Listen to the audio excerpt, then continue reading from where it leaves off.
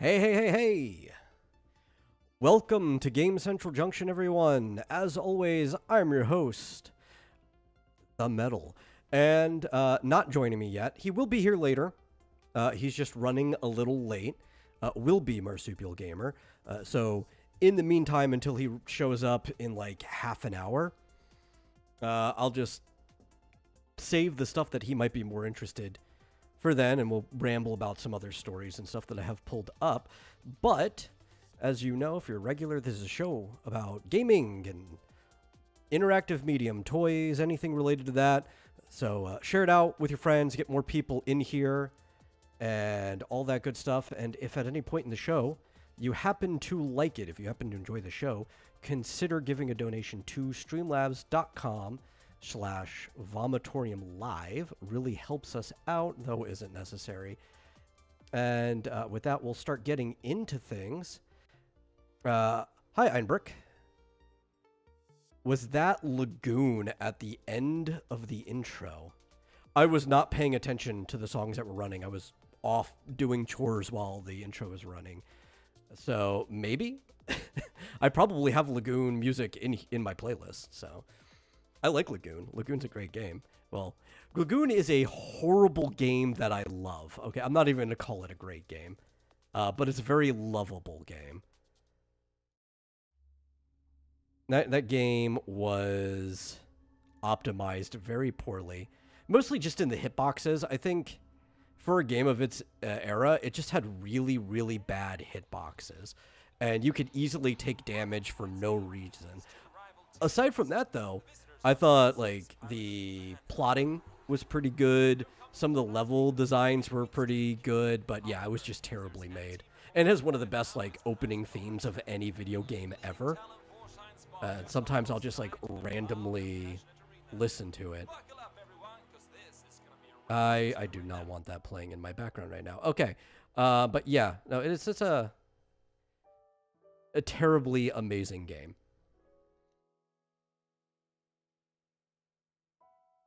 Let's see. I've got stuff pulled up. Things that my co-host would care slightly less about. Oh, cool news. For people who have the Nintendo Switch Online expansion pack, which we do, Wario Land 4 will soon be coming to it on Valentine's Day, which is probably the best Wario Land game, arguably. It's either that or the first Wario Land game, but Wario Land 4 is probably what most people think of when they think of, like, Wario Land as like a genre of platformers. Anytime somebody makes some other Wario type game like Pizza Tower or whatever, they're thinking of Wario Land 4. That great game will be on the Switch. I don't exactly need to play it on the Switch because I think I still have it on my 3DS from the Ambassador program back in the day. But for people who don't have immediate access to Wario Land 4, that's going to be pretty cool. I know a lot of people who've never played it. Sorry if you've never played it. You have a chance now. Or, you know, you could always be the based way and go and emulate it. Because that expansion pack is ridiculously priced. And so I would not fault anybody who decided they wanted a different route for playing that game. Let's see. I'm trying to remember. We've got some stuff to talk about with the Switch 2 coming up, but I don't want to talk about that without Marsupial. Here's a cool thing that I could even reminisce about for a little bit. There is a new LAN party app coming to Steam that will allow players to come together in virtual LAN parties. One thing I've always missed, I think the last time I had one was maybe 2011, is I loved LAN parties. There's something interesting when it comes to gaming where everybody just brings their rigs together. You're awkwardly wired up to each other. whole room is just hot from the machines that are running. You have to make sure you don't trip over anything. There are cans of soda, boxes of pizza everywhere. But LAN parties were just, the piece de la resistance. They were the peak of late 90s, maybe for some people earlier, but like late 90s, early aughts gaming, before everything became completely wireless, before we had internet to connect everybody together, before games started prioritizing you fully being on your screen, because, well, a lot of LAN parties, we were on computers playing, so it was still you on your single screen. There were some parties where it's like, well, you could take 4 Xboxes together and all 16 people could play Halo with 4 people on a machine. There were other alternatives, but there was just something about that musky feeling of all the guys being together playing games. And we've lost that. We could still do that, honestly. There's plenty of games that let us, but we've kind of lost that feeling. And there is a virtual LAN party app that is trying to recreate it in that virtual environment. Will it be as good? No, it never can be. I think virtually recreating things will never, ever be as good as the real thing. But it's a nice little sentiment for some of us who are missing those golden times. Hey, Fish Jozo.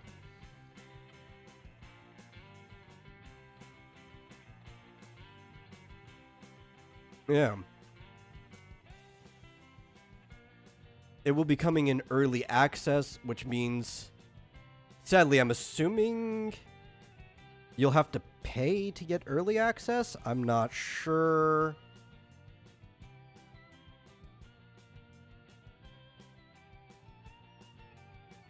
Let's see. Fish Joseph says, the reason I never have anything to talk about on this show is the modern gaming industry is uninteresting. Just mobile waifu games.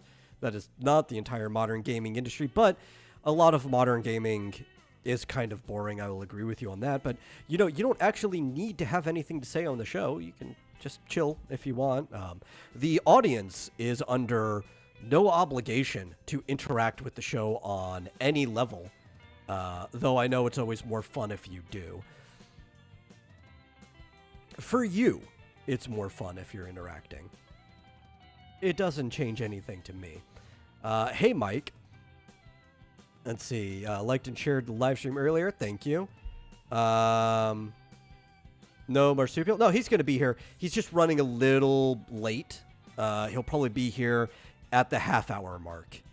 So I'm just talking about some things that would be slightly less interesting to him, or maybe not even less interesting. I'm saving the more interesting stuff in his mind for when he gets here. And am I ready for Sunday? You know I never am, but I'll be there. If I said I'm going to be somewhere, I'll be there unless, like, I don't know, some emergency happens. I don't know, maybe a truck comes piling through the apartment and there's nothing I can do about it. So, but aside from some freak accident or whatever, I will definitely be there.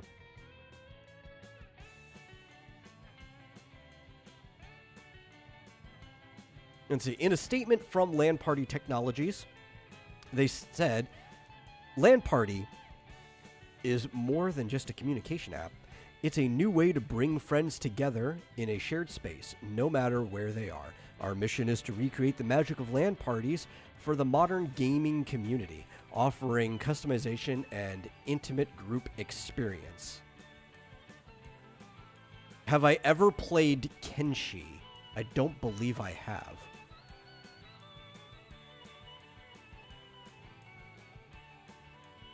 I'm sorry to say.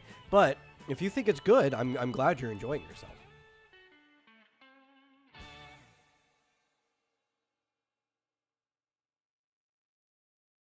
Let me see. That name sounds familiar. What is Kenshi?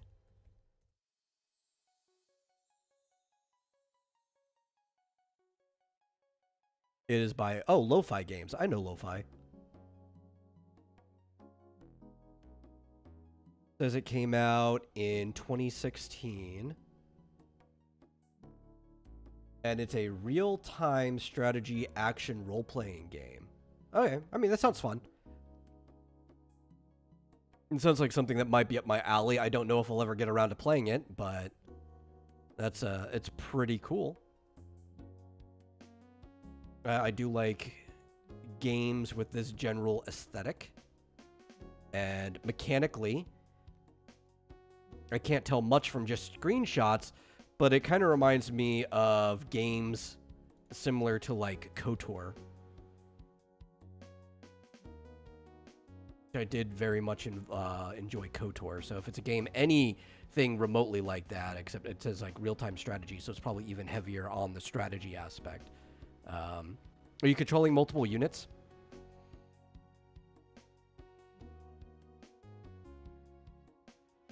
Oh, with no main quest. You're losing me there. I know for a lot of people, having no main quest and just kind of living in a world like that is very appealing. It is a draw for them.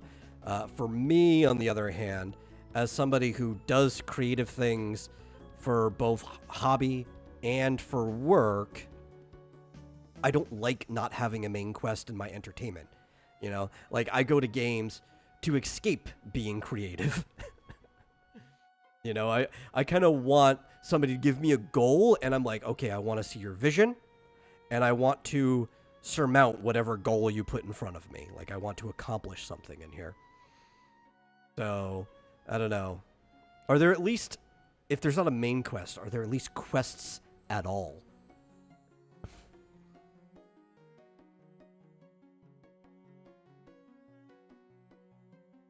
Oh, you can control multiple units. Okay, that's good.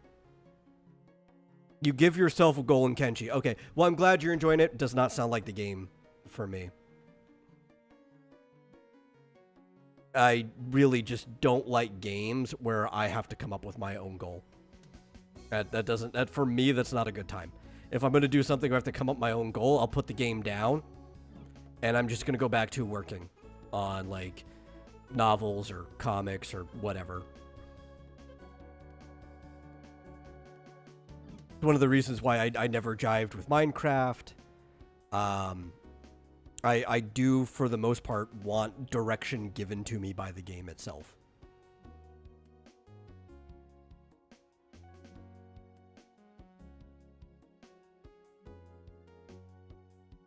Not saying those are bad games at all. They definitely have their market. They're just not games for me.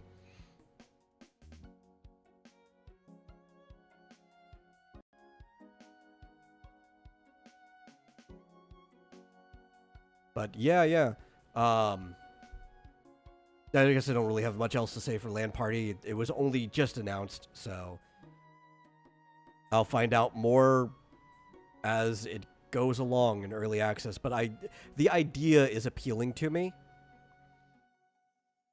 But it's like, well, I mean, do I really need a virtual environment for something like that? I've already got Discord. If I want to play a game with all my friends, I could just get into Discord with them. We can even share our screens with each other and have just like a really private session. I feel like they're trying to make a high-end environment that is just doing what Discord is already doing. I don't want a high-end environment for that because my computer's already struggling to keep up with stuff as it is. You know, it's showing its age after about 5-ish years. I want something that takes up less of my processing power, and Discord is already taking up more processing power than it used to. So, yeah, I don't know. The more I think about it, as cool as the idea is, I'm getting less and less interested. I might go back to, I don't know, we got an older version of TeamSpeak 3 that still runs.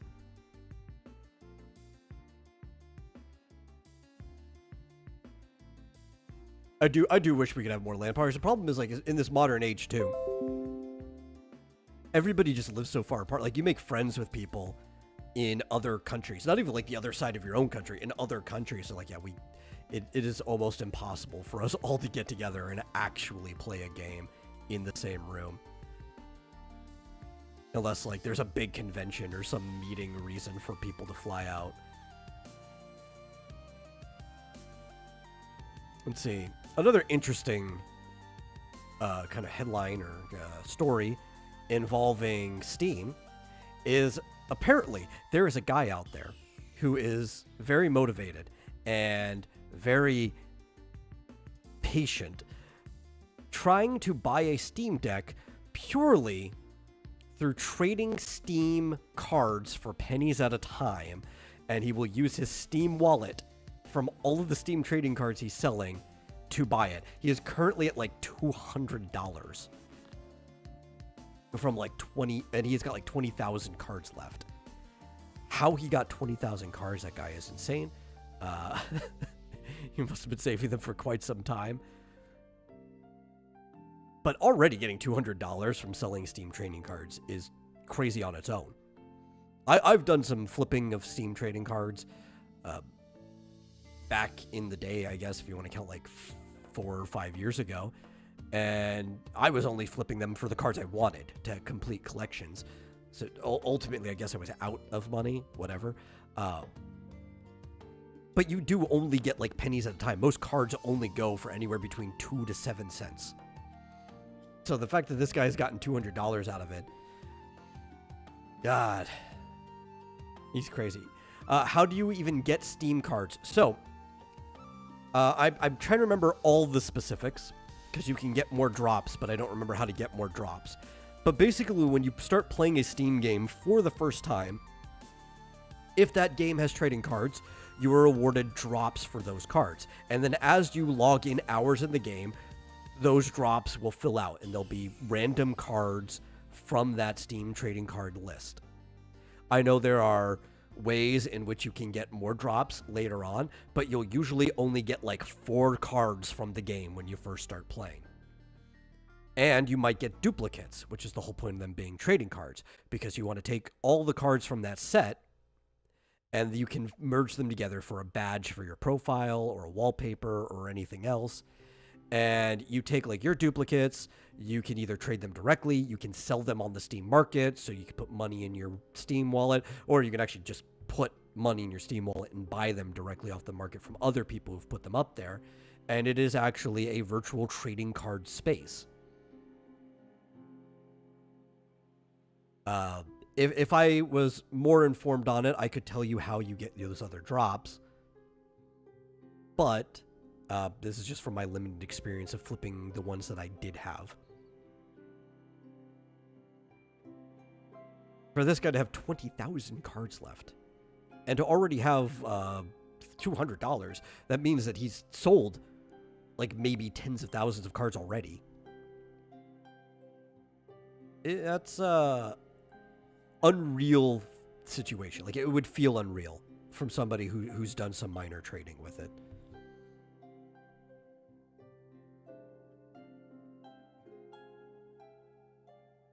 I hope he wins. I hope he gets through his goal. I hope he gets his Steam Deck. Oh, there's an update, actually, from the beginning of the story. He's now amassed $650 from Steam trading card donations. So people have donated the cards. You can't just gift a card directly to somebody, just like you can gift almost any item from your Steam wallet.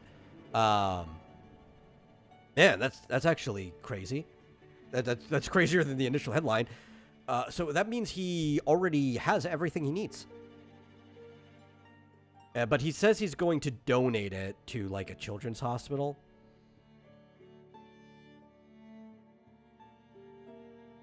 Because he would feel guilty keeping all the excess money. Hey, Rick. Well, congratulations, streamer Ringler, for completing your goal. I can only say that's crazy so many times. The wild things that people end up doing.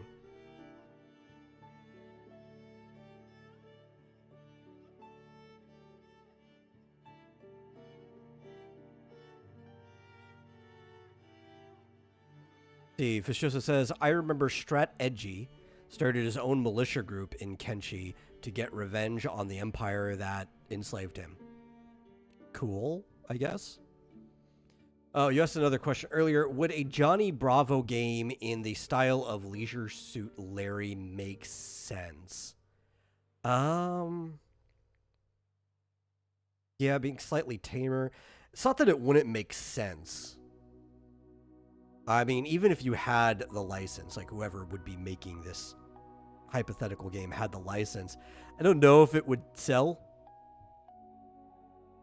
Just because, like, I don't know if the audience of Johnny Bravo, like most of the people who like the show, would also want to play him in that type of gameplay. And that's like, it could. I've just literally no market research or knowledge on this. Like, I couldn't even picture which way that would go. But that's also the limited knowledge of how cartoon ports have gone in general, or not ports, but cartoon adaptations have gone. Most of the time, they end up either being platformers or maybe some type of very loose isometric world crawler. It wouldn't be dungeon crawlers, but there'll be like some type of not quite top down, but walking through the world of the cartoon characters. Some of them are mostly fetch quests. Then sometimes you get like full 3D things, like some of the SpongeBob port or adaptations. And cartoon licensed games go in every which direction of you never know if they're going to be successful or not. You don't know what the player base actually wants. I think platformers in general are usually just a safe bet because most people enjoy platformers. If you're trying to like cast your net for the widest audience possible.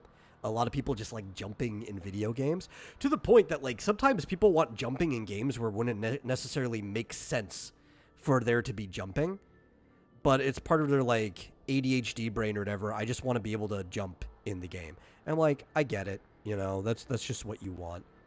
I think Johnny Bravo as a point and click adventure type game in general would probably fit his character.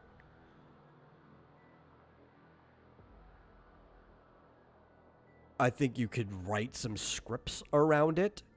I just don't think anybody would ever do it. And I don't know how many people would buy it. Especially in the modern day.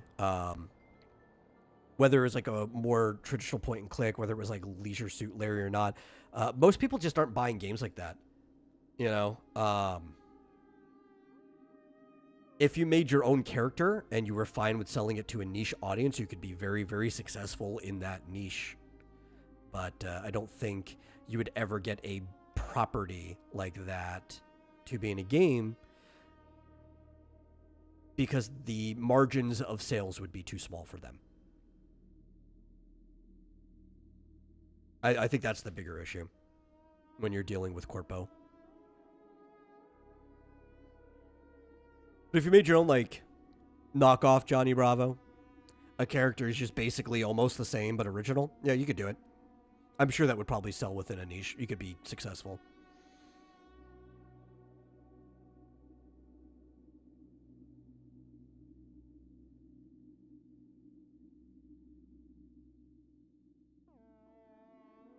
Also, should limbo-like be a genre term?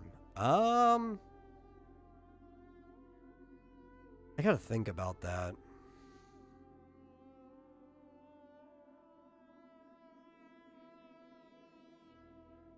Probably not. I mean, you could maybe use it as a subgenre. But one, there's not enough of them yet to really be a genre. And even then, it's like a side-scroll adventure game, right? So a limbo style or limbo-like would just be like a subgenre of a side-scrolling adventure game.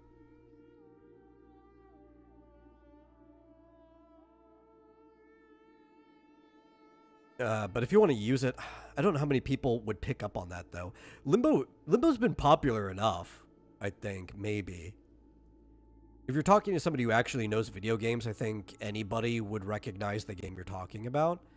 But I don't know if you just talk to a random normie. Of course, random normies wouldn't get like roguelike either, so that's not necessarily the point either, right? Like we're talking to infield, other people that you're talking to, play video games. It's not the worst term you could use. It probably has viability.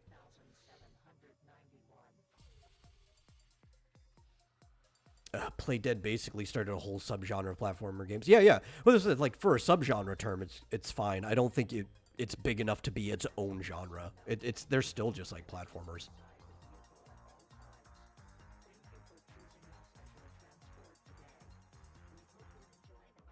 I'm trying to. So I've got a lot of stories up to talk about, and Marsupial should be showing up anywhere within the next 10 minutes if he shows up close to the 9:30 mark where he said he would. Yeah, I feel like something stuck in my throat. So I'm still just trying to decide which ones I want to talk about until then, because I'm trying to save specific things for him. Here we go. PlayStation are sending DMCA takedowns to Nightmare Kart's creator of Nightmare Kart's Bloodborne PS1 demake. So everybody, I think people should be familiar with this by now. There is a PlayStation 1 style demaster of Bloodborne that is just simplifying the game to where it looks like you could play it on the original PlayStation using all of the physics. And the creator is getting the DMCA notice because she announced that she was going to add, I think, the character from Bloodborne to as DLC for the new Gothic Racer or something like that. Now, Sony's been taking down a lot of projects, especially a lot of these demasters, remakes, and mods and stuff. But it does seem that this takedown is specifically due to the Bloodborne project being linked to it. And that's sad. I think Nightmare Kart's a cool game, which I should really get it and play it, because I love all these new games where people are trying to make things that would function on older systems.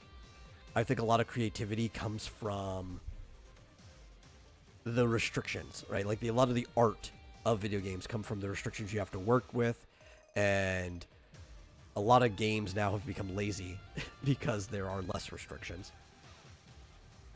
And there's something nice about the aesthetic of older games. Even these extremely crunchy looking PlayStation 1 games.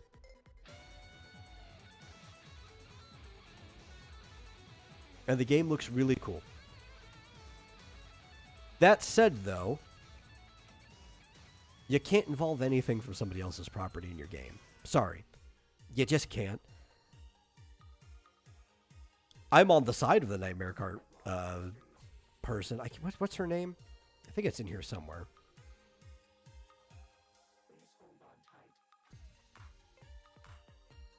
LW Media, I think, is the person.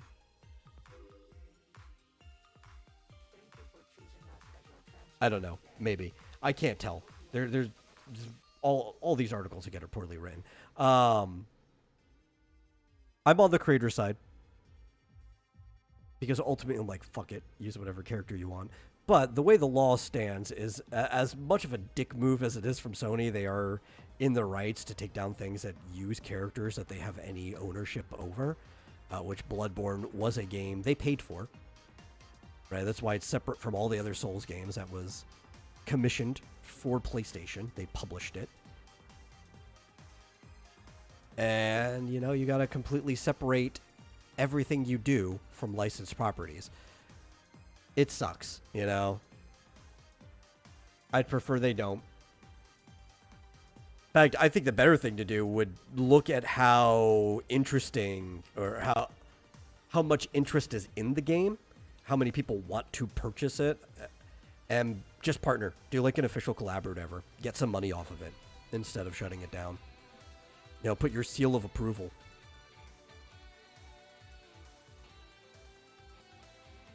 I know it's not a lot of money, And even like doing a lawsuit or anything, which none of these ever really come down to lawsuits unless they leave it up. But even doing a lawsuit, like, you're going to make less money. You're not going to make a lot of money off of officially doing a collab.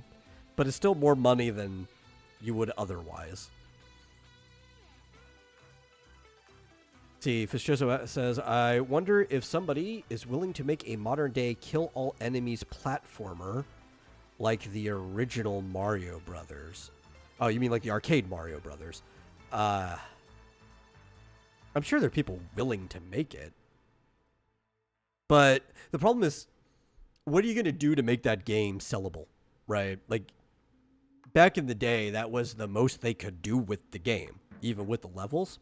But that game would be so simple to make now, you'd have to put it on the market for practically nothing, like maybe $1, right? Or a lot of the people who are making games like that are probably off on some internet site publishing their game for practically free, like on Newgrounds or itch.io or something. Like, there probably are tons of kill all enemy platformers, as you're calling them. They're just free off somewhere else in the internet, and you have to find them. Like, maybe you could sell it for a reasonable price if you had 100 new unique levels in it, or maybe if you added some procedural generation to it, right? Where levels could look this certain way, and so many levels in, there are difficulty spikes where different enemies can appear that you might not be able to take down straightforward. Like, maybe you have to kill the equivalent of a turtle to use its shell to kill something else that's spiky. I don't know. Like, there's some things you could probably do to make it interesting, but you're going to have to do a lot to make it stand out as well. So I don't know. You might need to pull some inspiration from like roguelike games or like Vampire Survivors. You don't have to make it like any of those general games, but you might have to just make it procedurally infinitely replayable if you want to sell a game like that. Or you do like a solo Smash Brothers style game. Yeah. Which actually could be fun. Like, if you actually made it to where the levels are procedurally created as you go down. Like, maybe you're going down like a Cave of Ordeals or a Pit of 1,000 Trials, to reference some Nintendo games, right? And there are rewards the further down you go, and every single stage is just a big box where paths can be made or not, and you could go off one side or the other. We'll keep it regular Mario Brothers style, but the door at the bottom to go down to the next floor only opens once everything is dead in that box. You could probably do some interesting things with that. I'm already formulating some interesting things you could do with it. It'll probably still be like a niche seller, at least at first, just because I don't know how easily you could sell this game to people. It would have to grow from word of mouth. But Vampire Survivor was also a niche seller at first until word of mouth or like some big Twitch streamer started playing it, and then it started popping off. Because Vampire Survivor, I think, what was it, already like a couple years old or something like that when it first started popping off? Was that the one? There's a lot of these games that have been around for like a little bit, and they were very niche, and then some big person plays it, and then it spreads like wildfire. Yeah, I don't know. My mind's racing. I'm already starting to formulate some things with that.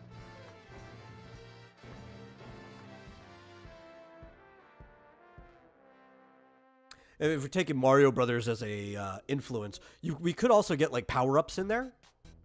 You'd want most of them to be temporary, but the further down you go, the better power-ups you could unlock, so that even if you die and have to start over from the beginning, very, very roguelite style, you could get through to where you were even faster, just because you've got better power-ups, like maybe something similar to a rapid fire flower, and you could just kill a bunch of things real fast, but it won't necessarily be as effective towards later level monsters.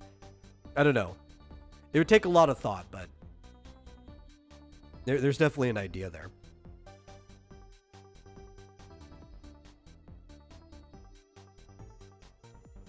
But that is definitely something that we would only see in the indie sphere, right?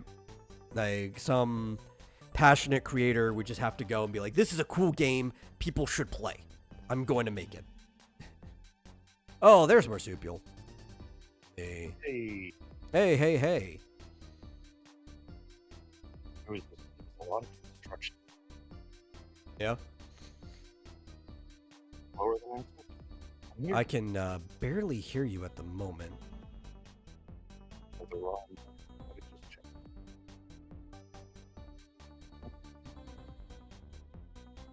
Yeah, just need to speak up. Okay.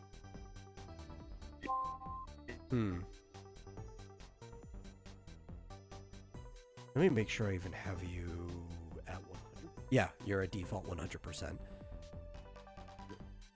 All right. Does it sound all right? That sounds way better. Can you hear me?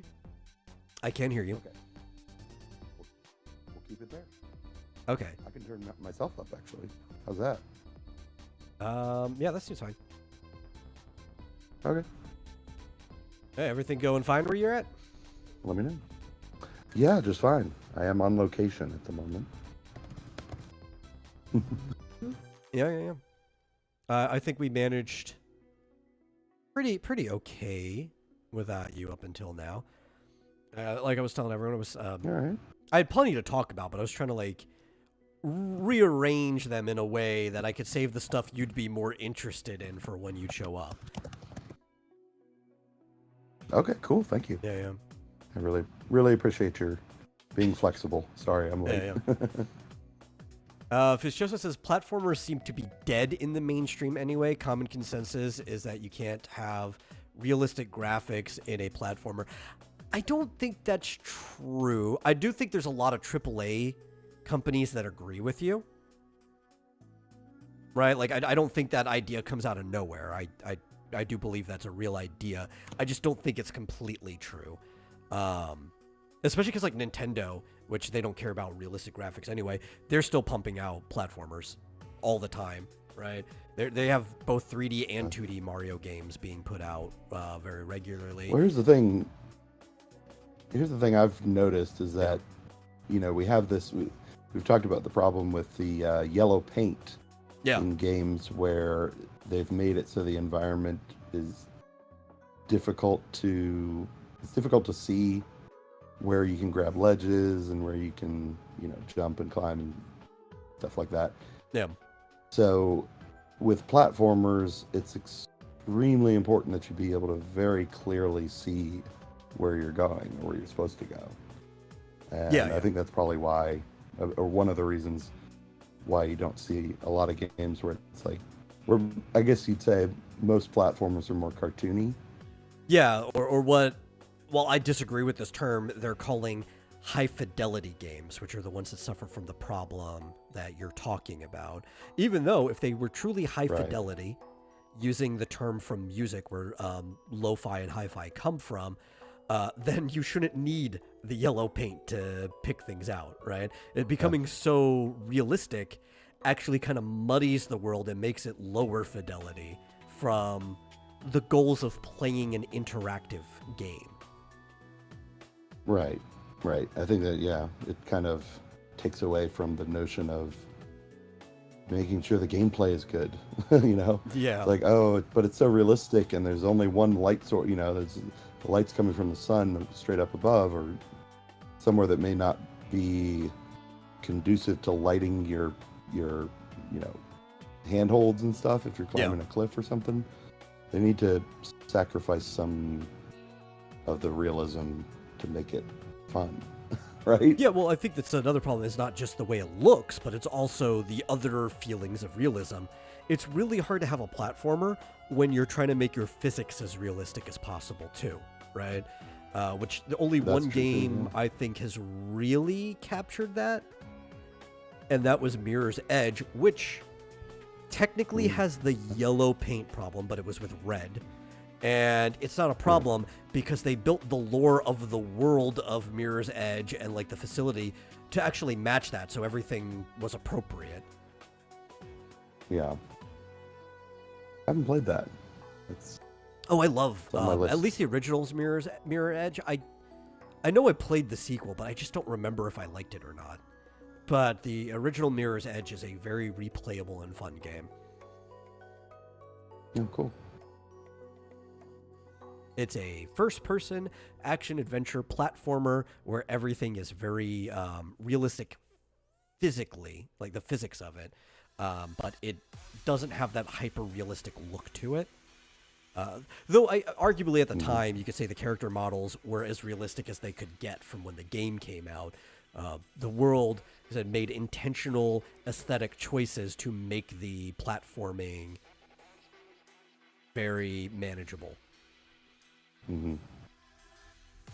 I have a question for my guest who's next to me. Have you played Mirror's Edge before? Platformer, it's very realistic. I think I have. Okay, just curious.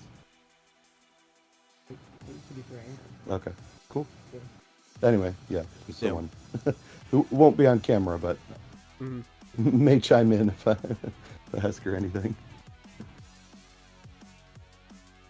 Yeah, it's a really good game. That was, is that an EA game? I think it's an EA game, or at least in a partnership, because I think I owned it back on EA Origin back in the day. Right. As you can see, I'm out in the countryside. Yeah. Front of the lake. Fishizo also asks in that same, I guess, line of thought, why aren't the Tomb Raider games platformers anymore? They were literally designed to be so. I don't know why they started straying away from it. Right? Because you'd think one of the reasons they brought back Tomb Raider with that reboot was because of the popularity of Uncharted. And Uncharted was almost directly just a ripoff of Tomb Raider as far as, like, most of the game mechanics and stuff went. Do you think if we're bringing it back because this other franchise is popular, we would be like that franchise that kind of ripped us off? And then they didn't. Now, part of that, I think, is because they were under Square at the time, and Square kind of has a hard-on for that hyper-realism stuff. So what are recent Tomb Raider games, if not platformers? There's some climbing and stuff involved, but the platforming is about as akin to... Remember when you played Shadow of the Colossus and there was like some climbing involved? Yeah. Yeah, that's about it. That's like the limitation of it. They're more of like survival adventure games than anything. Oh, I guess they decided to go with that genre. Yeah. Speaking of things that aren't the same as they used to be, and also EA, because I brought that up just a minute ago, EA has been trying to cover up, or at least come up with excuses, as to why the Veilguard has such low sales. And their idea is that it lacks live service elements. That's what they're thinking. They think it's doing so poorly because it lacks live service elements, which is definitely not the reason at all that Veilguard is doing poorly. In fact... Yeah, I saw that story. Yeah, who was it? It was there was a former BioWare creator who called them out. I'm just trying to figure out which one exactly. It was Laidlaw, I believe, is the one who did it. I think. Oh, there was also a statement from David Gator. I think that's actually the main statement. Saying that it's because they actually fundamentally changed the DNA of what people loved. That was the statement that was put out. I was like, yeah, that's exactly the reason. You ruined and soiled the identity of the game. Pretty much. I mean, even the sort of what do you call it? Not the graphics, but like the style of the characters and the environment was completely different. Yeah. Speaking of like realism, I remember I only played Dragon Age Origins, but even that was very realistic and gritty, very I guess sort of Skyrim style game. But Yeah. later. Oh, Chris Avalon also made a statement on Twitter. He's not involved in the article we're talking about, but imagine. But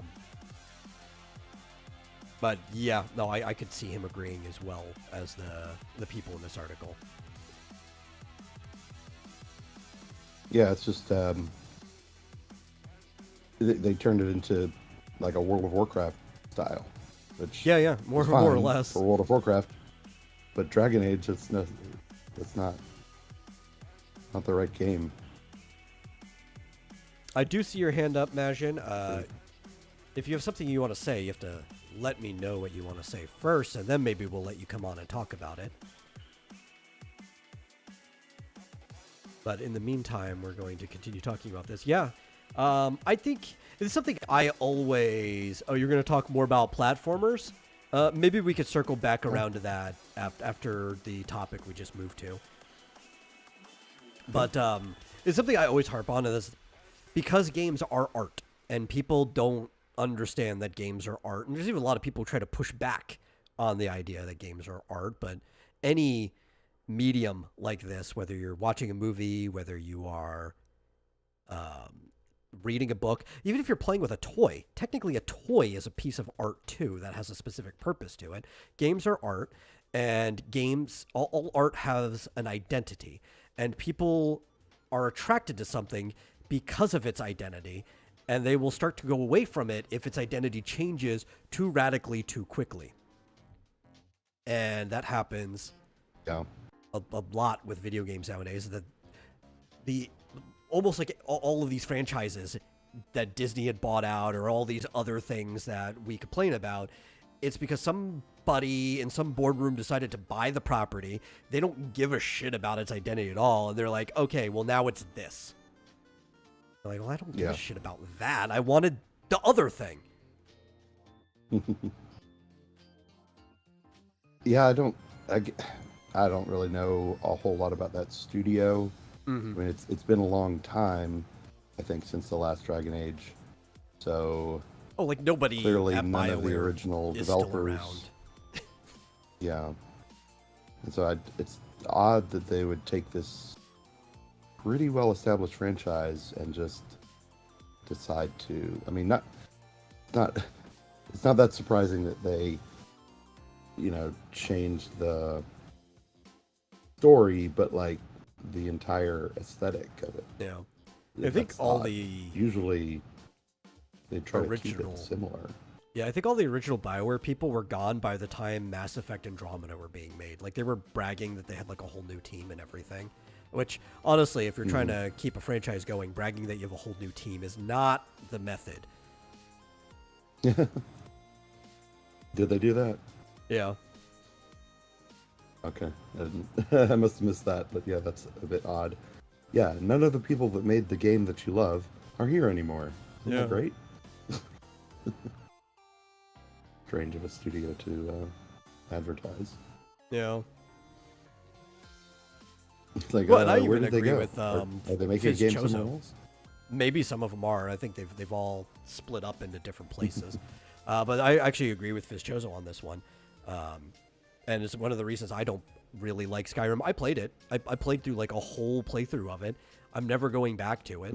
And I'm not going to play the next Elder Scrolls either. But Elder Scrolls' identity has been changing over time. It already made a huge change from Daggerfall to Morrowind. But Morrowind was the first one I played. I played Daggerfall afterwards, so it didn't hurt me as much. But like, man, that older game was actually a lot better. I wish I had played that one first, but then maybe I wouldn't like Morrowind as much. But then from Morrowind to Oblivion to Skyrim, it's been slowly changing its identity. Even there, it's like, But it's still the same you can still see the same aesthetic, the same DNA throughout. see It's a little aspects of harder to it. tell because, yeah, I mean, it's harder to tell because some of those games are pretty old. So it's like, Yeah. I think I played some Morrowind, and it's very early, 3D looking. Oh yeah, yeah. So it's like, well, But it's less about the aesthetic, know. right? I think aesthetically they're trying to keep the same thing, but keeping up with the times. that's what I'm saying. Right? I'm talking about the actual gameplay itself. No, has I know. been evolving into a completely different direction. Yeah, and that you see all the time. Yeah. I just think it's weird Yeah. that a game franchise would just go off in a completely different direction. And not like ease their way into it through several games, but just suddenly go in the left turn. So, because Yeah, you're like right, I will give Elder Scrolls has changed gradually. sort of, right? It only looks gradually when you look at the time it took them to change, but when you look at the actual number of games it took them to change, it actually only took a couple. But they did sort of ease people in, so they lost people like me, but they gained a completely different audience. It's not like they were trying to turn overnight. And I feel like if Elder Scrolls 6 had come out by now, it would be probably a clear evolution from Skyrim. Yeah, I think it would probably just be more in line with Sort of Skyrim, similar but it world. would be even more casual. Like, I would think in Skyrim they had multiple skill trees. I think they would almost kill that and just have like a singular skill tree that you would fill up as you go through, just because they are trying to cater to a more casual player over time. Right, right. Fallout did turn Which, overnight. Which do you like? Which do you like better, the at this point, Skyrim or Oblivion? Are they just different? Oblivion is probably a bit better, but just the fact that Skyrim looks so similar but is more polished and just sort of seems to the movements flow better of everything, like the environment as well. But Yeah. Can you hear that? Okay. Yeah. Yeah, I think everybody can hear that. I like the features in Oblivion better. Like You do like the gameplay, the way it progresses. and lock picking, I think, is a little bit. At least more realistic. Neither's going to be realistic, but is at Right. least more realistic than thinking that you can, Yeah. turn something to a certain point and that does it. Yeah. They definitely simplified that for Skyrim. Yeah. The lockpicking.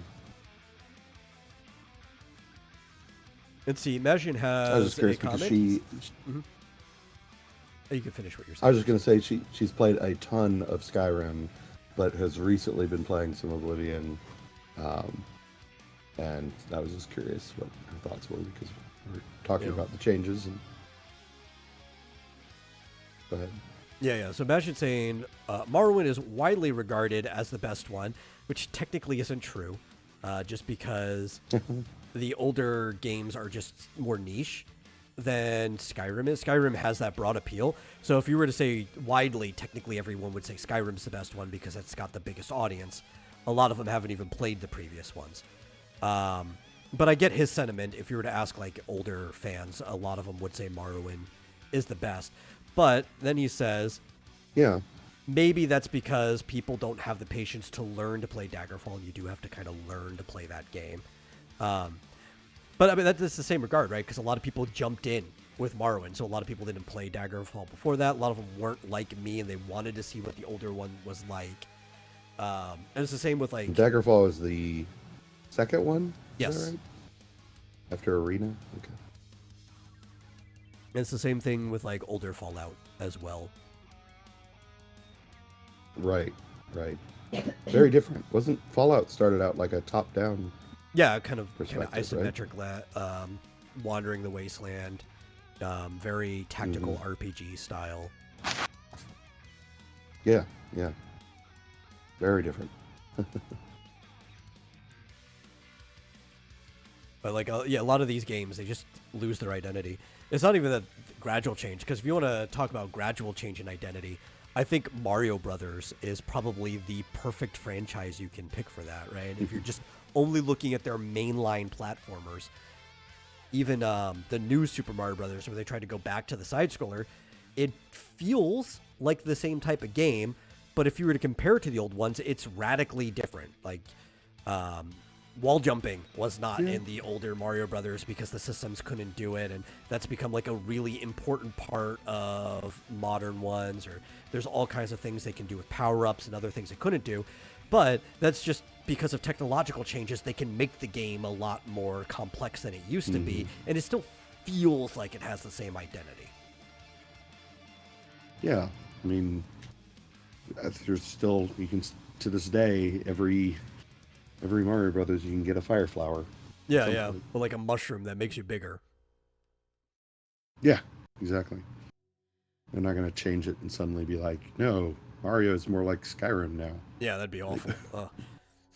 We're doing an action adventure with realistic Mario. Yeah. If it was BioWare, that's what they would do. Yeah, but, you know, they could have totally killed the identity, right? And Nintendo was a lot better at tracking that than many of the other companies were. Because you look at Mario and Zelda when they hit 3D, and they were trying so hard to make the 3D version of them still feel like you were playing the same type of game that you were in the 2D ones.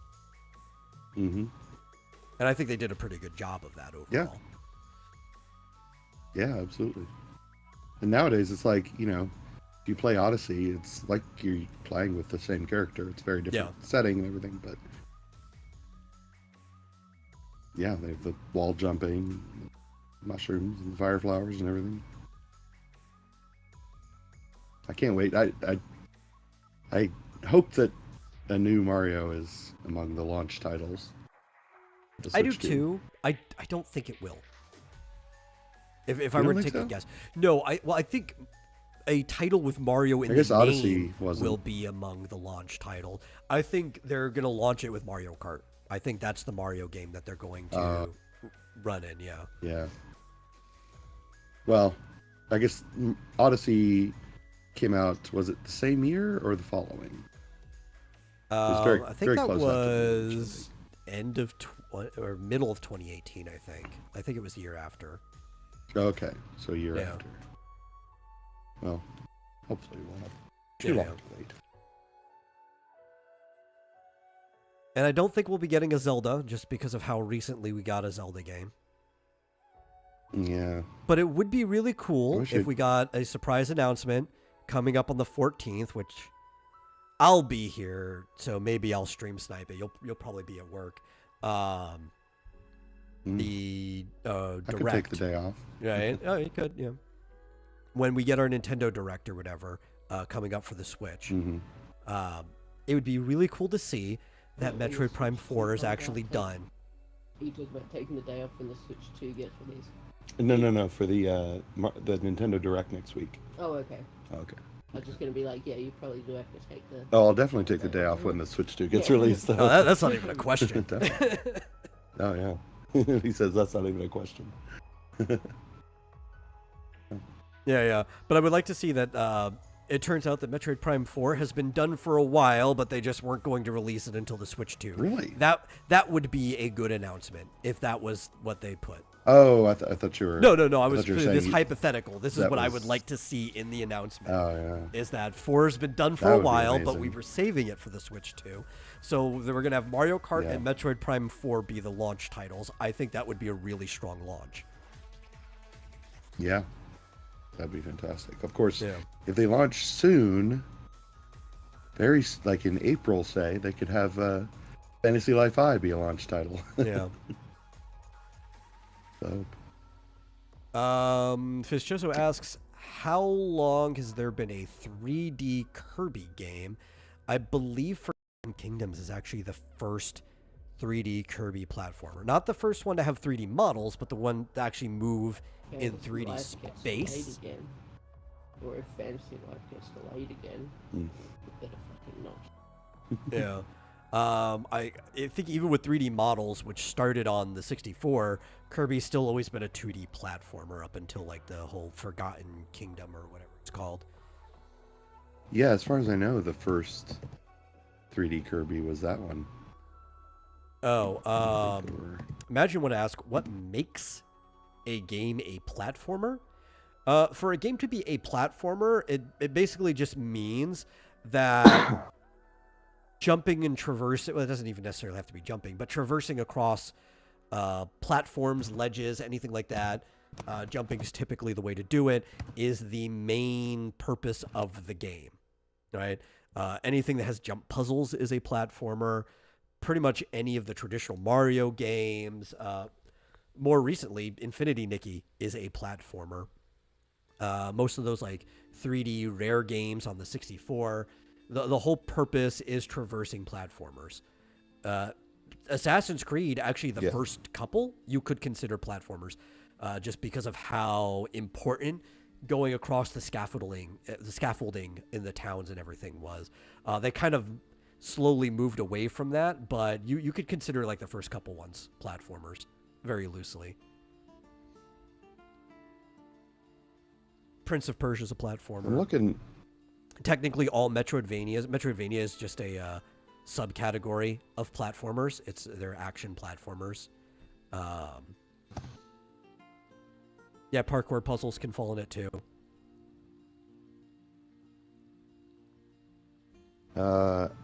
Okay, so actually, Kirby 64: The Crystal Shards was a 3D Kirby game. Yes, well, I said the 64 was the first time they used 3D models. That game is entirely a 2D platformer, though.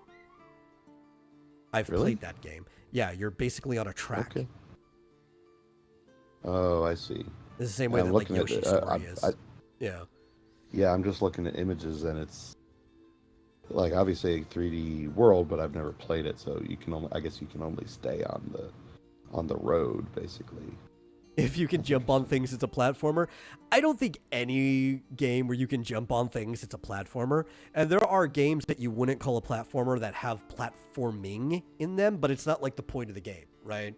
Like Borderlands has platforming in it. In certain sections, you wouldn't call Borderlands a platformer, right? And there's a lot of first-person shooters that might have some light platforming in it, just because of the nature of having to traverse the world, or maybe we put like an Easter egg or some puzzle on the side. To be a platformer that's the main purpose of the game. Where that's mostly what you do in the game, is platforming. Mm-hmm.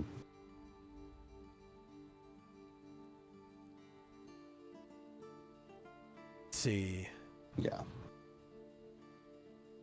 Mega Man definitely it's an action platformer. People call it like a shoot 'em up or whatever, a run and gunner, but it is a platformer at its core, where the way that you mostly kill things is just with your guns and stuff that you collect. What about the first three Ninja Gaiden games? Oh, Ninja Gaiden is definitely a platformer. Yeah. Yeah.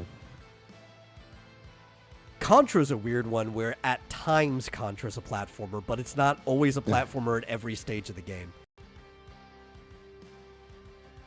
Sometimes it's like a 3D, almost like a dungeon crawler, except you're only going one direction. Yeah, you're going to talk about Mirror's Edge. I actually have to urinate.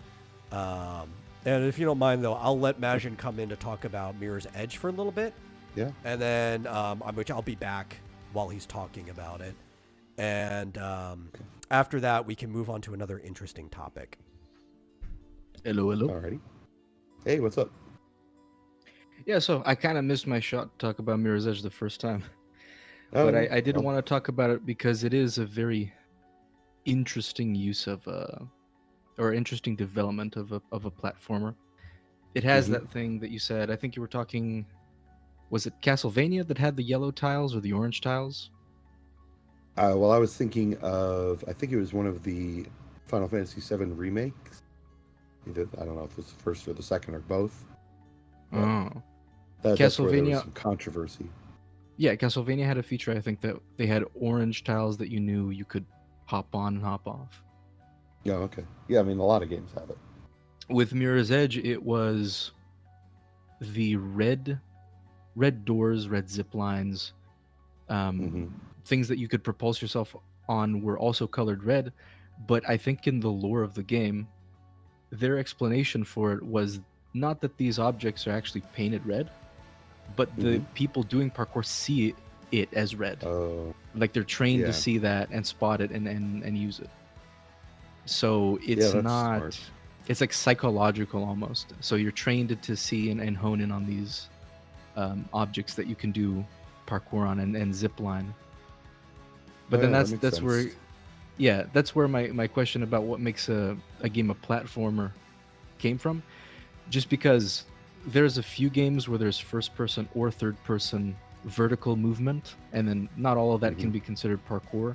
Assassin's Creed used to be a game that had a lot of parkour, a lot of vertical movement, and sometimes puzzles and things that you could unlock using parkour. And then they shifted away where now parkour is basically hit button, go forward, and the parkour does itself. And most of the game is just operates by itself. But Mirror's Edge was mainly parkour and a little bit of combat. As a matter of fact, Well, and you could fuck up For the the first parkour game- too, which is why I consider it a platformer, not the main part of the game. yeah. Well, I was saying to Marsupial while you were gone, the little red items in the game that you see are not actually painted red. The parkour people who run the rooftops are trained to envision it as red, so that they know what, there what are that they can use. in-world reasons why everything psychological appears red to you. And it only appears red to you. I will say, because I played Mirror's Edge quite recently, it was on my backlog list of games that I really wanted to play. I think I told you about that. It was out for either free or it was practically free. It was like $1 or something on Steam. So I played it. I bought it, and great parkour overall. I love the experience of doing the rooftops, the jumps, the wall runs, and all that. It's something that not only can you enjoy, but you can get really good at it to the point where it's, it flows naturally and you can do tricks and stuff. The only thing I don't like about that game, and I have to make the criticism here, is the combat is not good. Melee combat specifically is not a strong suit In of that Mirror's game. Edge. In Mirror's Edge, no, it's not. Well, there 'cause was you a could tell that 1v1 like combat boss fight.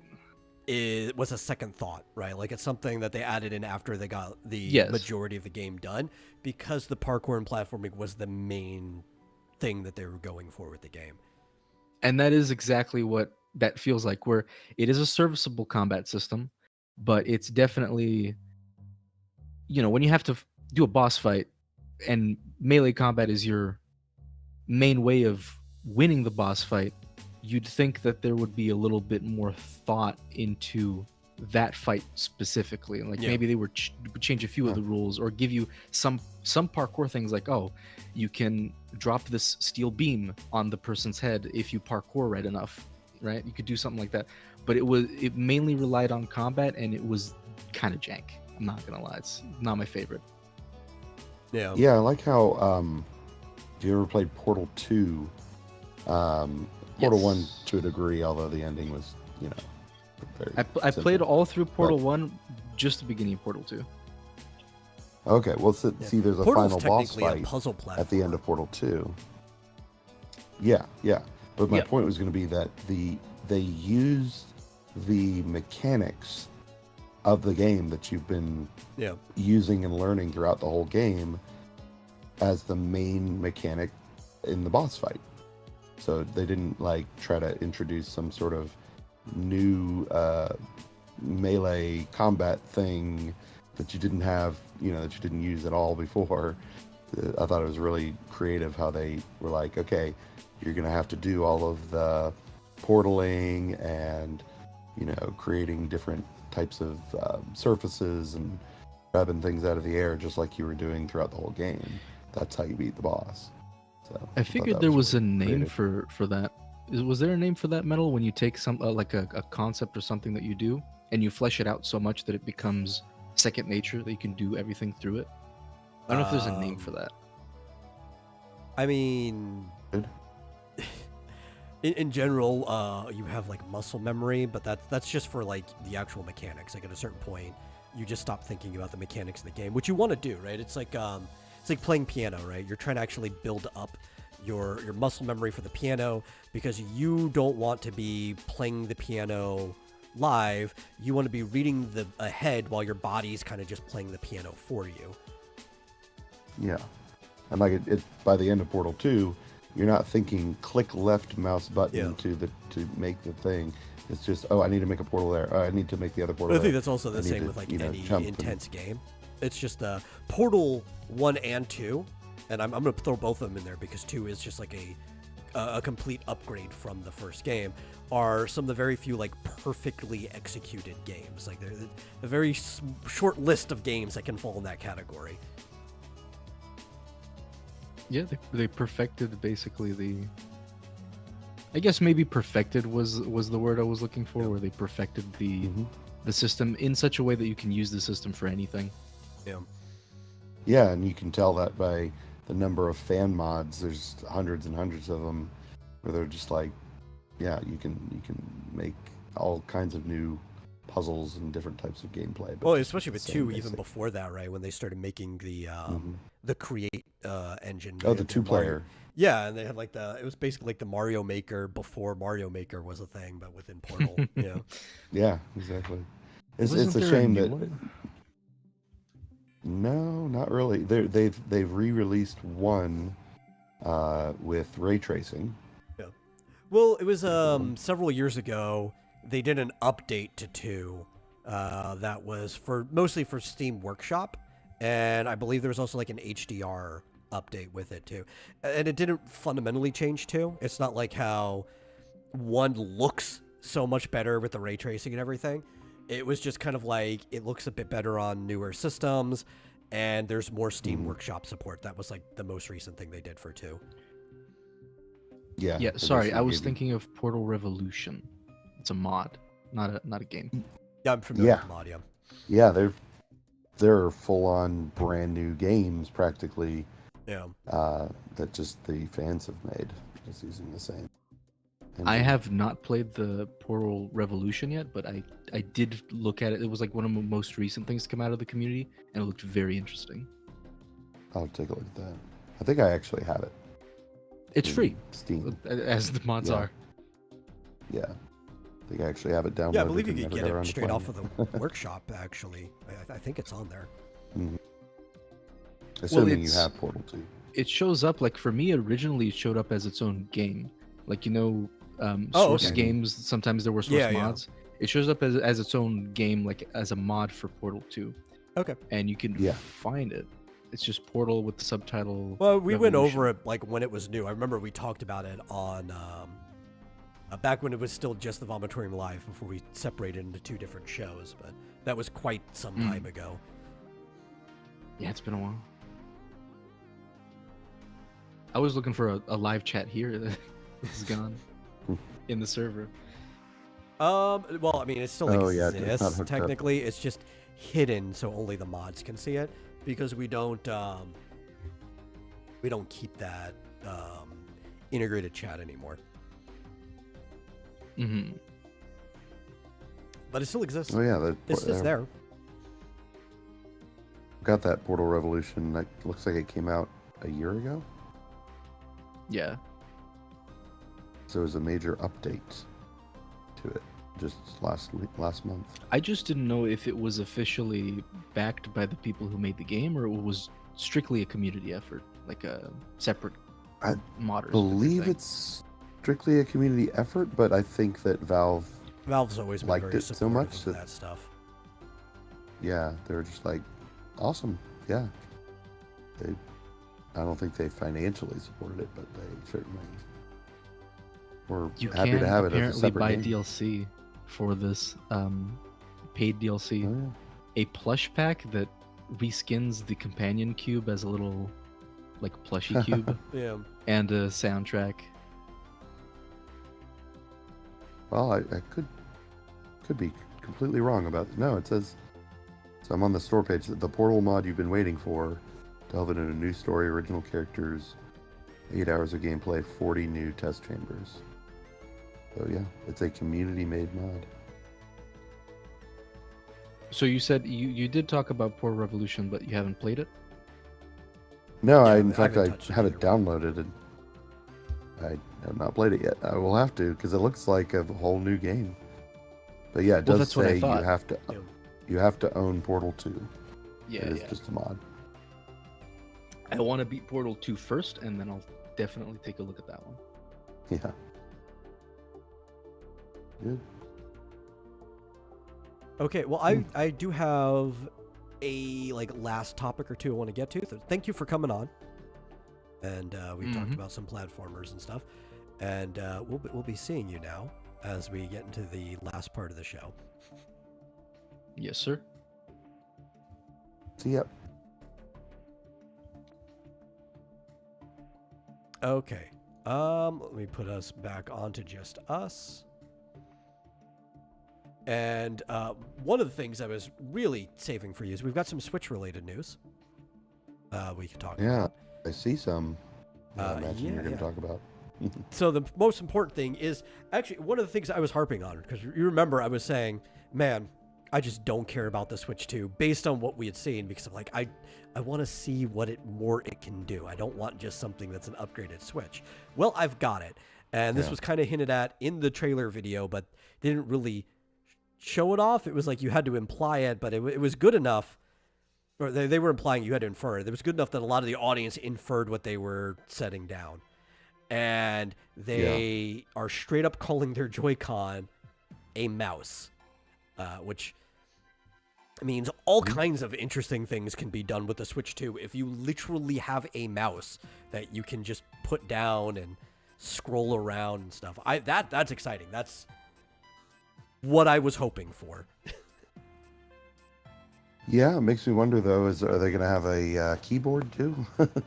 That would be cool, Or is actually. it just the mouse? Even if it's like a peripheral that we have to get in. It reminds me of with the Wii, right? Where you could point at the screen and there's all kinds of things you could do with it. Where just instead of only motion control, we could actually set it down and use it like a mouse with dual wielding functionality. So I've never used two mouses at the same time on a computer. That seems kind of ridiculous. I think you'd probably need some type of driver or program support to have two of them. Otherwise, they would both just be fighting for control of the same cursor. But I'm wondering what they're going to do with dual wielding mouse support. That would be interesting. I don't know. I don't know. I guess we'll see. But yeah, I saw they had a patent, I guess in Japan, for the mouse functionality. A for the newly Joy-Cons. public patent. And it just calls it a mouse. And it has a sensor for mouse operation. So yeah, I was kind of wondering because they did move them around in the little preview, but I was like, I felt people were kind of Reaching. jumping the gun and saying, oh, reaching, like, oh, that means that you can use them as a mouse. It's like, does it though? I mean, they haven't said that, but apparently now they have. Yeah. And I mean, it retroactively does seem like that is what they were implying. Like people were picking up what they were throwing down with that. Clearly. Yeah. I was a little too skeptical. Yeah, I don't blame you. I'm Too really jaded skeptical with yeah. everything that they've been doing lately.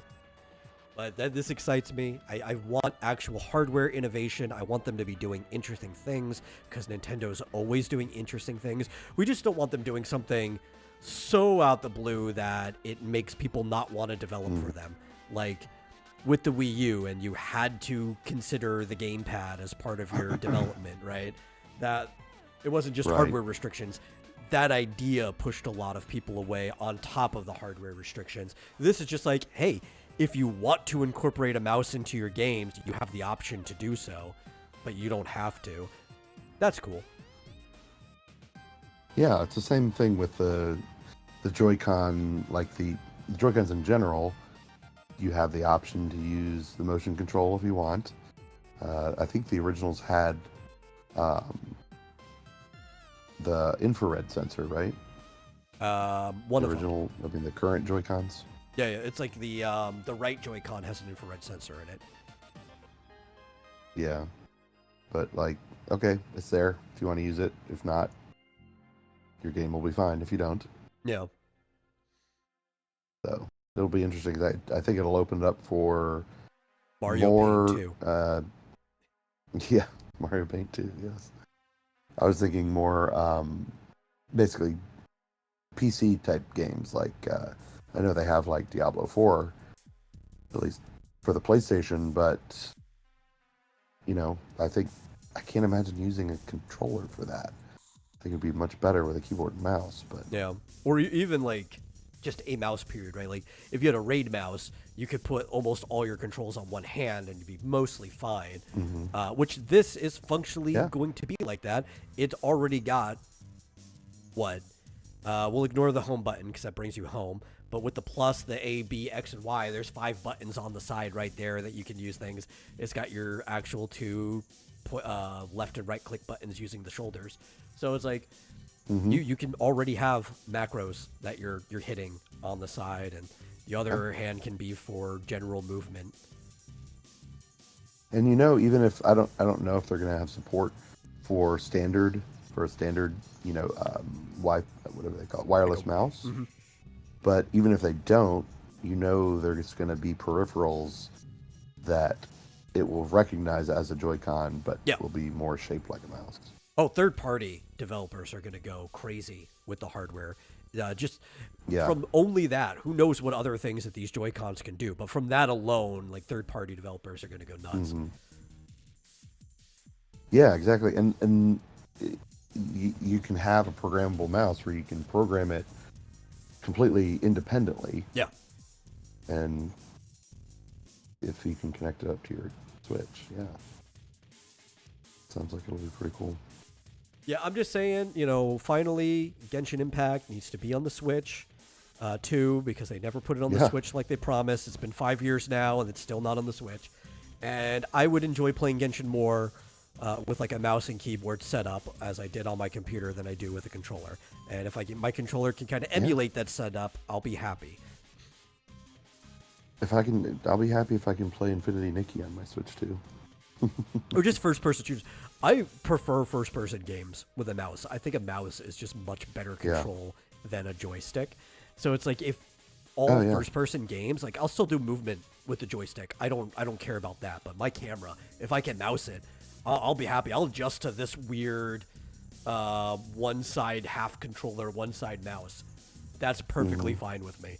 Well, yeah, and like shooters with a controller just seem terrible because whatever the speed is that you move, at some points in the game it's going to be too slow, and at some points it's going to be too fast. Well, it's not as big of an issue now. It used to be that issue, right? But the acceleration of your joystick is a lot more precise than it used to be. So you can actually control how fast your camera's moving with the joystick. Yeah, but it's just not as precise. Well, that's the bigger problem, is that it'll never be as precise, right? That's why every controller shooter has like aim assist on it. Yeah, which I don't know, to me kind of ruins the game.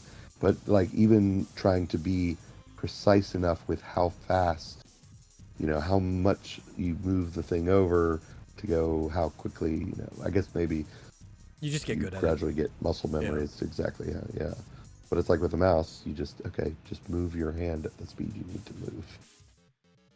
Yeah, and all of that stuff's adjustable. I think it's going to make stuff like that. So like even with a controller, you can adjust the sensitivity of the joystick, but like even more so with a mouse, you can adjust the sensitivity in game, like whatever the game sensitivity is. But also you might have a mouse that has a button, and you can change like the DPI at any time, and you could jump between different sensitivities back and forth. Yeah. So that should be cool. Well, I can't. Whether I do take a day, I probably won't. But the next Nintendo Direct will be specifically for the Switch 2. So, be interested to see what they show off. Yeah, I would love to just see when they show it off that in the box it does just come with a keyboard. It's like, sorry that we had a patent. It wasn't made public yet, but we were holding off. There is just a small little typeset keyboard similar to like a tablet keyboard that just comes with the Switch 2. Yeah. That would be pretty cool. Oh yeah, I would love that. I mean, like, yeah, sorry, I don't need a PC for gaming anymore. I can get all my mouse and keyboard action right here on the Switch. Which technically, they're just really expensive. Well, I mean, you could get a mouse and keyboard for like the PlayStation or the Xbox. They make them. A lot of games don't have support on the system, but they do have those options.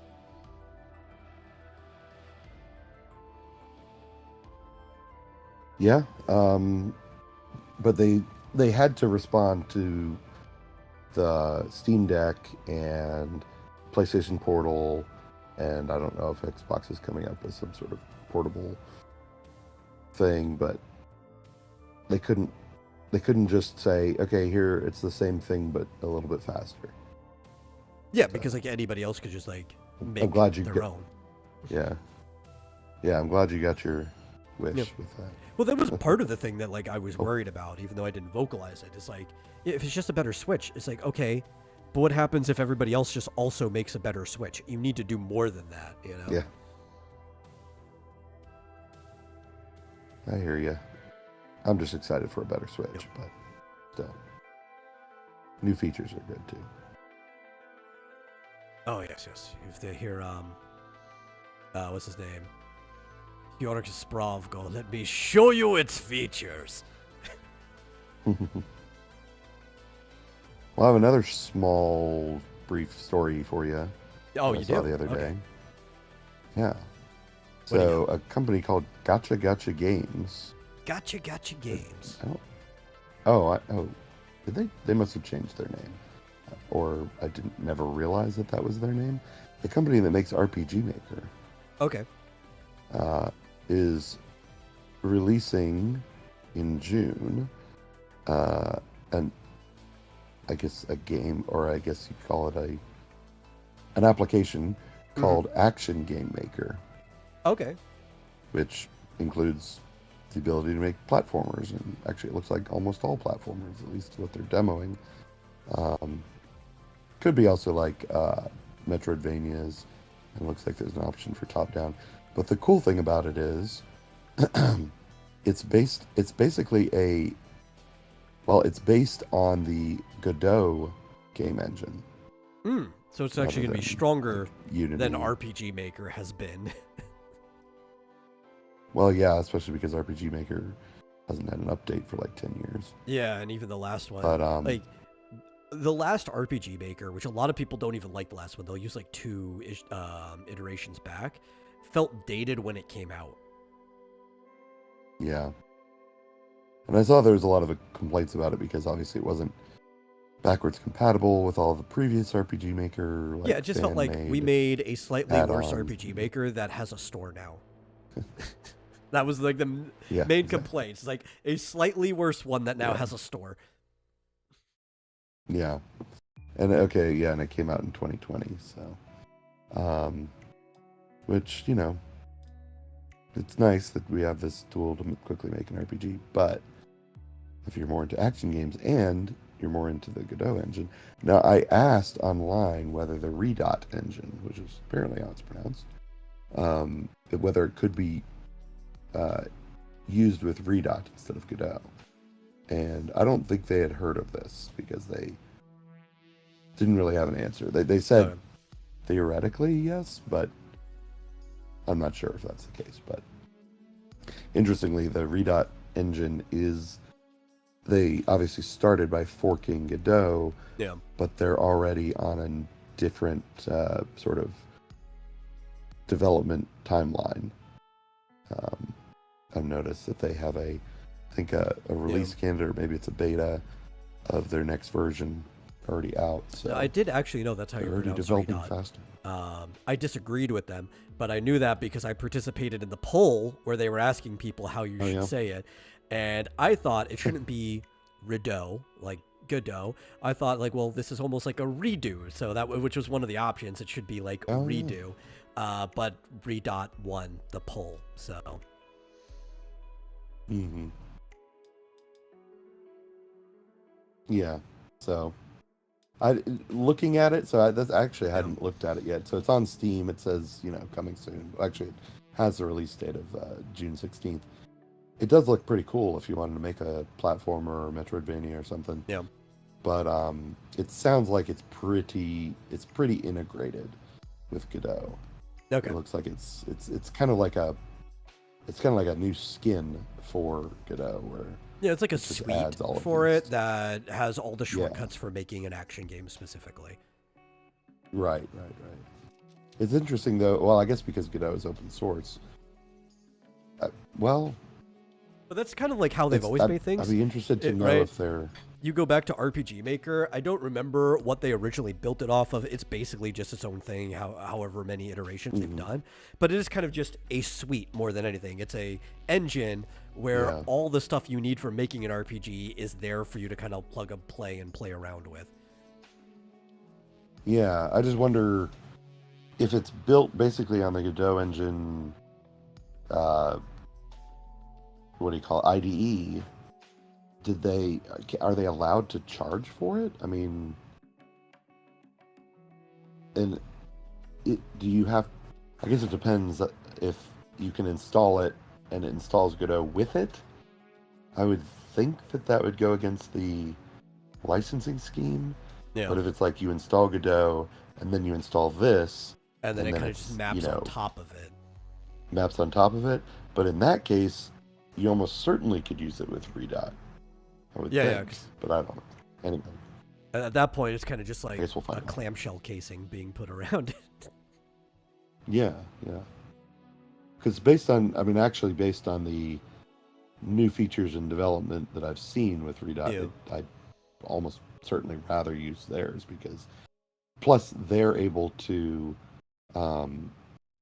essentially integrate anything new that goes into Godot can go into their engine plus whatever else they develop. So it seems like it's just going to be a better engine long term. Yeah. Kind of. I don't know why I was thinking about this. Talking about just like mapping it on top of it. It kind of reminds me of like the game suite equivalent of these old little like play sets for your computer that you could get. Like I used to have a video game that came with a Millennium Falcon play set, and you took it and you put it on top of your keyboard, and you could put like the characters in their seats and everything, and you pushed the character in its seat down to activate the things in the game.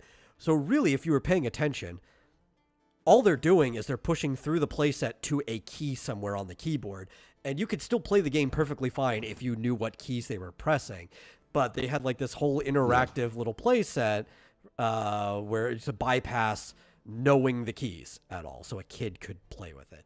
And that's what it kind of feels like, putting a suite on top of a game maker. It's like, well, if you knew what functions it was triggering, you wouldn't need the suite, but this is just like to make it more beginner friendly. We're putting the Millennium Falcon on top of your game maker for you. Yeah. Well, looks interesting. But that's all I had for today. So, yeah. Did you have anything else you wanted to get in there before? Yeah, because we're at the end. Though you did show up late, so I don't mind going a little bit over. Civ 7 is looking like it's doing horrible right now. I don't know if you've seen that it is. Oh no. Only 44% positive on Steam for its early reviews. Mostly ripping into bad UI, but also because of one big critical change that a lot of people aren't okay with, basically separating leaders from countries. So there's a lot of people who were never like leaders of nations, like Harriet Tubman, who are now playable characters. While historically in Civ, you pretty much only ever played as people who led actual armies or nations or whatever, with like the one exception of Gandhi, right? So there have been rebels and stuff, but you could at least make the argument that Gandhi did have somewhat of a pacifist force following him, but Gandhi was always a stretch in Civ, right? They've been kind of pushing that stretch even further in this game than they did in previous ones. And that is a big factor that's turning a lot of people off, that a lot of outlets aren't wanting to mention. Mostly because Harriet Tubman's on the list of people that are pissing people off. weird. Yeah. Like, yeah, it's always been at least like leaders of countries. Plus, like, at least in the early ones, number one, those characters were just representative. Like, Of they had like very little to of do different with the actual game. civilizations and stuff. Yeah. Yeah, you'd only see them like when you went in to negotiate with some other country. And then they added, and then they added like the heroes thing, which really was just a boost. I don't know if it was usually a temporary boost to one of your armies or all of your armies or whatever. But like, the game's not supposed to be about personalities so much as, building your armies and negotiating treaties. And so if they've gotten away from that, then I'm glad I haven't kept up with it. Yeah. Yeah, I think I know people have said good things about Civ 5. I know specific people have said good things about Civ 6, but even that one, I've heard mixed opinions. But the last one I played was 4, and I don't think I want to play anything past 4. I had a really good experience in Civ 4, and I think I'm just going to leave it at that. Yeah, I can never remember which one I played the most, whether it was 2 or 3. Two's I think really I liked... Yeah, I feel like it might have been 2. I think I played like 1,000 hours of Civilization 2. Yeah. Of course, when I was like 12 or whatever. I think Civ 2 is probably still the best loved it. Civ, just because it gives you Yeah. the strongest core replayable experience out of all of the games. Mm-hmm. Yeah, I played a lot of Civ 1 when it came out, but it got kind of old after a while because it didn't have quite as good a replayability, and there wasn't as much to do. But yeah, as soon as I think it was 2 that I played the most. But yeah, even if you don't care about the whole leaders situation, a lot of people are saying that it doesn't even look like an early access game. Like it looks like they released an alpha of the game, and like the UI is just trash. Oh, that's a shame. Sounds like it's gone the way of what was it, Roller Coaster Tycoon, where like the first 2 or maybe 3 versions, like the original creator was involved in, and then finally he was like, I don't want to make these anymore, and the company's like, all right, we'll just make them without you, and then they just like down. Well, the worst part is you had to pay no less than $100 for the deluxe edition of the game to be playing it right now. Right, that's the only way you could play it this early, is if you got the deluxe edition. So these are the most hardcore fans that are ripping the game. Yeah.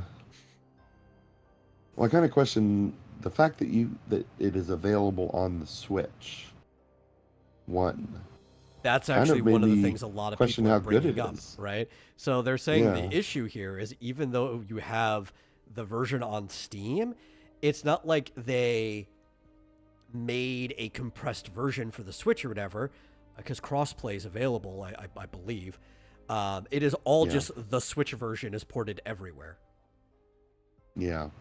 I would have preferred that they just come out with it on the, or come out with it just on Steam or whatever. Only do a Switch 2 version. Or, you could not be lazy, and you could sync up the data of the different versions for crossplay, but still have different versions, right? Yeah. Look at there was a gacha game I was thinking of, and now it blanked off. But there's some of these like cross-play gacha games where some of them have like PC ports or whatever. And actually, I think Genshin probably qualifies. The mobile version of Genshin doesn't look as good as the PC version of Genshin. There are certain texture differences to it, but you could play together no matter what. That wasn't the one I was thinking of, but it's still a good example. You could play together PC, PlayStation, now Xbox, and mobile version, but the mobile version has lower textures and changed models from everything else for it to run smoother on mobile. You can do that. You could just give the Switch a like rendered down version and just map everything to the same places, But that would cost money and take time. Yeah. Why would they do that? I I don't know. Unfortunately, I do probably have to wrap up. Okay. Well, thanks for at least making it. And yeah, we are over anyway, so it's fine. We made our normal hour and a half. We're a little bit over. Thank you all for watching. Please share it out with somebody else. Get more people in here. We always have a good time. We're here twice a week, Mondays and Thursdays. You'll see us next Monday on Super Serial Showtime at the very latest. Same time, 9 Central p.m. And if you want to support the show, you can give a donation to streamlabs.com/vomitorium live. Really helps us out, but it's not necessary. And we'll see you guys next time. See ya. Thanks for watching.